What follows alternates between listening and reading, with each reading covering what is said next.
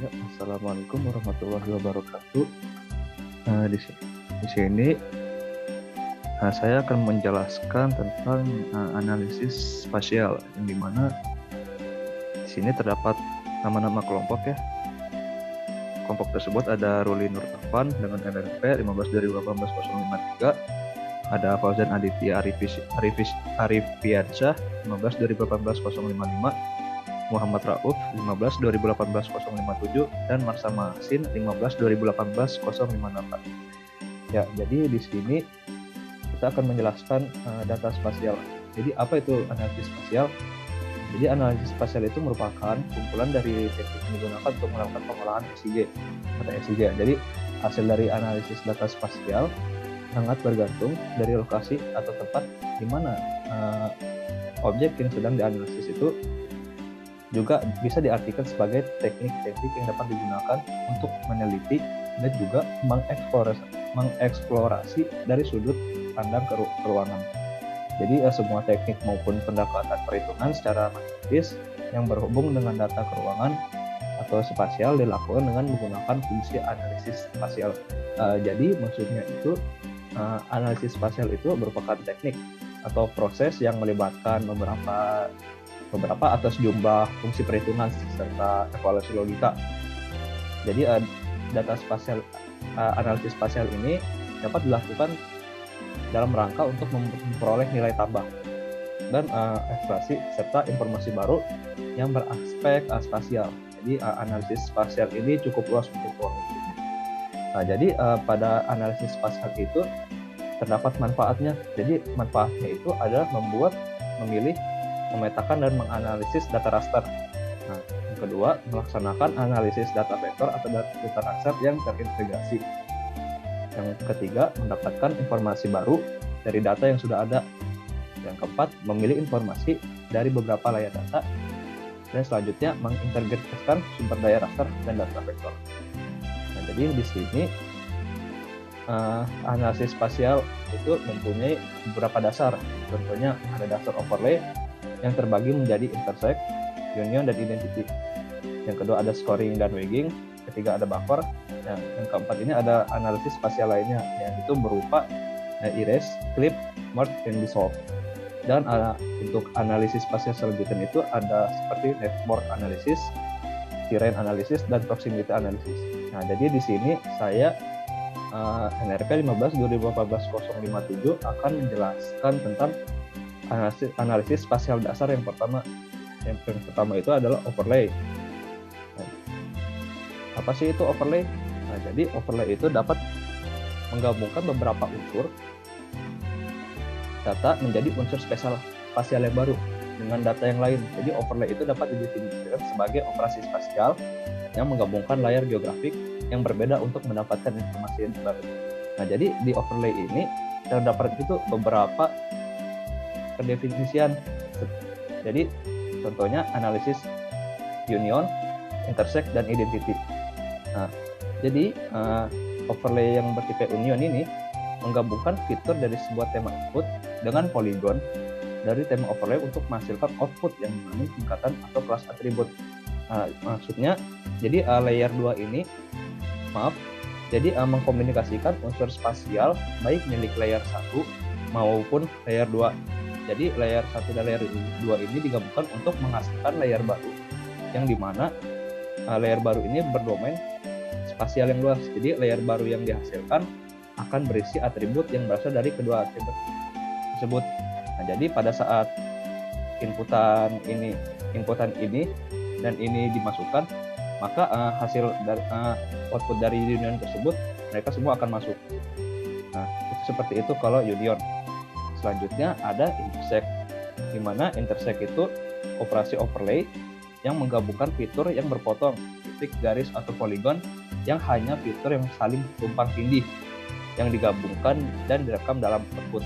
Nah, jadi di intersect juga ini dia itu akan memotong layar 1 dan layar 2 untuk menghasilkan layar output yang berisi sebagian atribut dari tabel. Jadi contohnya ini di sini terdapat ada input kotak dan input lingkaran. Jadi dia daerah mana yang tumpang tindih. Nah, jadi intersect akan mengeluarkan output seperti ini. Selanjutnya itu ada overlay identity. Jadi identity yaitu proses penggabungan satu layer utama dengan layer lainnya dengan melakukan overlay dan akan menghasilkan layer utama dengan tambah input dari layer yang akan digabungkan. Jadi contohnya itu seperti terdapat data analisis spasial, contohnya input dan output ini. Layer 1 ini dan layer 1 dan layer 2 akan menghasilkan output yang berisi seluruh atribut dari tabel milik layer 1 dan sebagian dari tabel atribut layer 2 yang tumpang tindih. Jadi jatuhnya input layer 1 dan input layer 2 ini saling tumpang tindih, tetapi dia akan menambahkan input yang lebih banyak. Contohnya ini.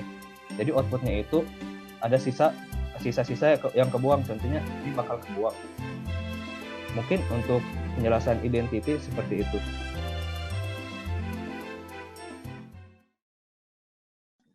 Assalamualaikum warahmatullahi wabarakatuh. Kenalkan, nama saya Roli Nurcopan, NRP 15 2018-053. Di sini saya akan menjelaskan analisis spasial dasar. Ini saya akan lanjut ke scoring. Scoring ini adalah suatu metode pemberian skor atau nilai terhadap masing-masing nilai parameter untuk menentukan tingkat kemampuannya. Ini saya sudah memasukkan contoh gambar petanya, sudah memasukkan contoh tabelnya juga. Nah, jadi penentuan skor setiap parameter itu digunakan untuk analisis kekritisan lahan yang memiliki ketentuan masing-masing sesuai dengan kriteria parameter tersebut. Nah, jadi setiap parameter itu harus memiliki atribut. Atribut yang dimaksud itu adalah baris dan kolom. Nah, jadi baris dan kolom ini didasarkan harus jadi didasarkan pada kelas parameternya itu harus diinputkan oleh user, dan kemudian harus memiliki informasi atribut yang diberikan kelas dari parameter tersebut. Nah, jadi standar informasinya itu harus sudah distandarkan dan sudah distandarkan itu dipermudah untuk proses analisis data spasialnya. Nah, ini jadi nanti pada tabel ini, pada gambar ini, jadi kan sudah diidentifikasi bagian mana yang akan dihitung nilai pada bagian petanya. Nah, kemudian dibuatkan tabel bagian mana saja, contohnya misalnya ada pertama itu ada 0 sampai 3%. Nah, dari sini sangat sesuai, skornya itu ada 5, dan bobotnya itu ada 0,2,94, kemudian diskorkan hasilnya 29,54, itu dihitung menggunakan rumus. Nah, kemudian setelah itu masing-masing dihitung dan akan mendapatkan nilai skornya. Kemudian nilai skor ini dijumlahkan semuanya dan akan mendapatkan hasil skor tersebut. Jadi hitungannya itu jadi nilai-nilai pada tabel tersebut dijumlahkan semuanya dan itu akan menjadi hasil dari scoring tersebut. Dan kemudian ada weighting. Weighting adalah pembobotan yang merupakan teknik pengambilan keputusan pada suatu proses yang melibatkan berbagai faktor secara bersama-sama dengan cara memberi bobot pada masing-masing faktor tersebut. Nah, jadi bedanya dengan scoring itu, scoring itu mencari nilainya, kalau weighting itu untuk pengambilan keputusannya. Jadi, data yang telah dikumpulkan itu diproses melalui analisis overlay. Nah, pembobotan ini dilakukan untuk mendapatkan nilai berdasarkan bobot nilai pada tiap faktor itu. Nah, data disatukan terlebih dahulu melalui proses overlay, kemudian dilakukan pembobotan untuk menentukan nilai kriterianya. Kemudian pembobotan itu bisa dilakukan juga secara objektif, bisa melakukan perhitungan statik ataupun secara subjektif. Nah, penentuan secara subjektif ini harus dilandasi pemahaman tentang proses tersebut. Karena pada penentuan tersebut, misalnya contoh pada fungsi hutan, misalnya ada kelas lereng, jenis tanah, intensitas hujan. Jadi faktor-faktor tersebut itu mempunyai peranan yang penting dan juga peranan yang berbeda. Nah, pada di pada saat pengambilan keputusannya itu dilandaskan dengan perbedaan bobot antara faktor satu dengan faktor yang lain. Nah, jadi misalnya contohnya ada faktor lain itu bobotnya 20%, faktor tanah 10%, dan faktor intensitas hujan itu ada 10%. Jadi setiap faktornya itu mendapatkan suatu bobot yang berbeda. Nah, jadi maka oleh dari itu kita harus mendapatkan nilai skornya itu dari scoring itu harus secara tepat. Kemudian votingnya juga akan mendapatkan nilai yang tepat. Kemudian di sini ada buffer. Buffering ini adalah fungsi yang akan menghasilkan layar spasial baru dan menghasilkan layar data spasial baru dengan bentuk poligon serta memiliki jarak tertentu dari unsur-unsur spasial yang menjadi masukannya. Nah, jadi buffer ini merupakan sebentuk zona yang mengarah keluar dari sebuah objek pemetaan, baik apakah itu titik, garis, ataupun poligon.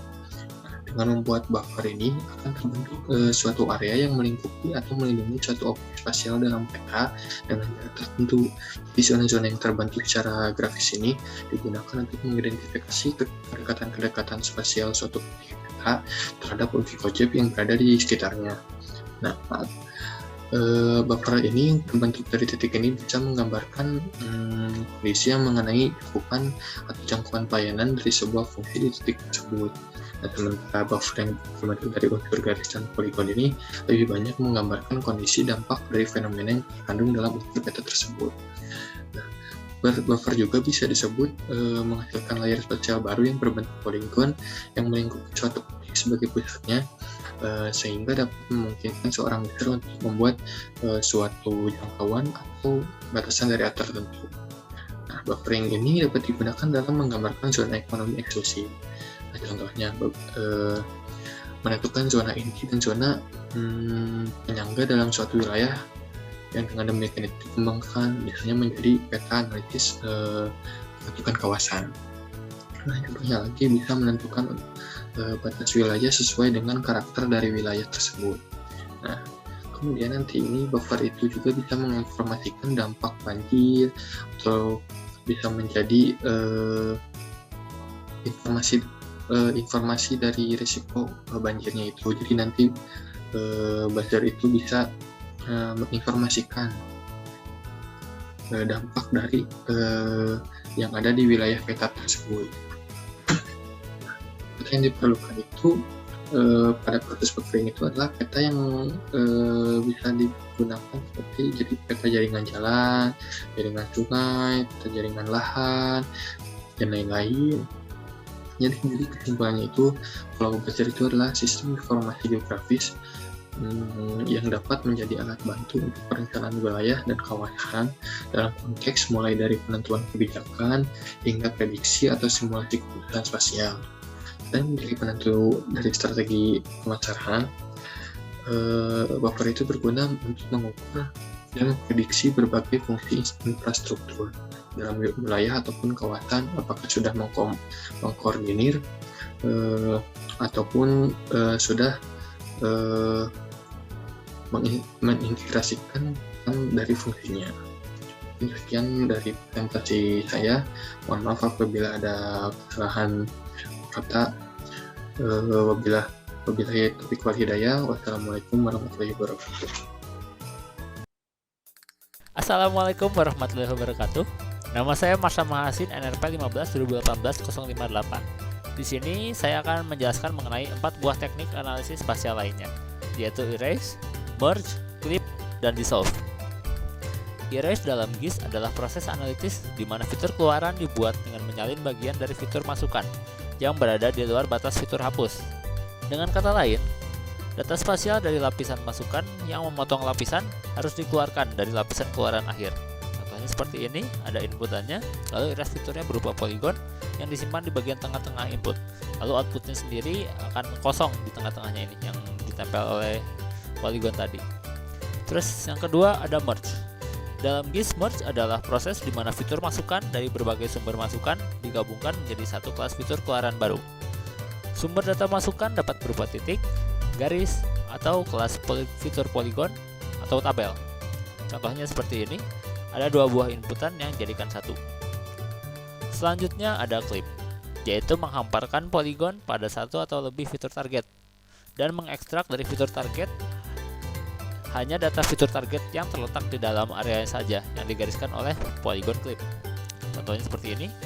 Jadi kita menghamparkan atau menimpa si polygon ini ke fitur target. Nantinya outputnya itu akan berbentuk seperti polygon tadi. Terus selanjutnya ada dissolve. Dissolve sendiri adalah melakukan agregasi unsur-unsur spasial yang memiliki kesamaan atribut. Contohnya seperti ini. Ada kesamaan warna di pojok kiri atas, tengah, kanan atas maupun kiri bawah dan kanan bawah.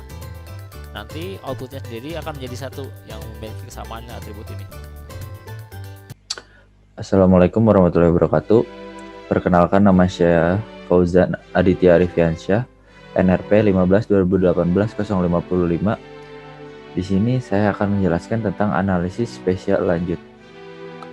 Analisis spesial memiliki teknik atau operasi lanjutan, yaitu analisis jaringan, analisis medan, dan analisis kedekatan atau jarak.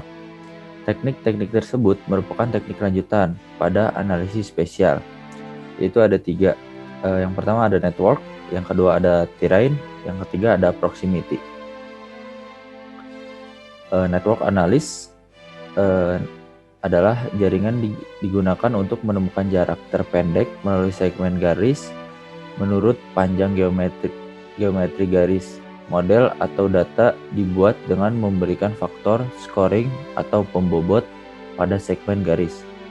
Penentuan jalur terpendek pada pertama menggunakan algoritma Dijkstra yang berfungsi untuk mencari alur terpendek dari satu node ke node lain, seperti gambar di bawah contohnya. Lalu selanjutnya ada terrain analysis. Analisis terrain adalah analisis dan interpretasi fitur topografi melalui sistem informasi geografis. Fitur tersebut meliputi kemiringan, aspek, jarak pandang, elevasi, garis kontur, aliran, garis aliran atas, dan garis aliran downslope. Gambarnya seperti di bawah. Lalu yang terakhir ini ada proximity analysis. Proximity berbasis fitur. Untuk data fitur, alat yang ditemukan di set alat kedekatan dapat digunakan untuk menemukan hubungan kedekatan. Ya, contohnya seperti di bawah, seperti itu. Ya, mungkin segitu saja dari saya. Mohon maaf bila ada kesalahan. Wabillahi taufiq wal hidayah. Wassalamualaikum warahmatullahi wabarakatuh.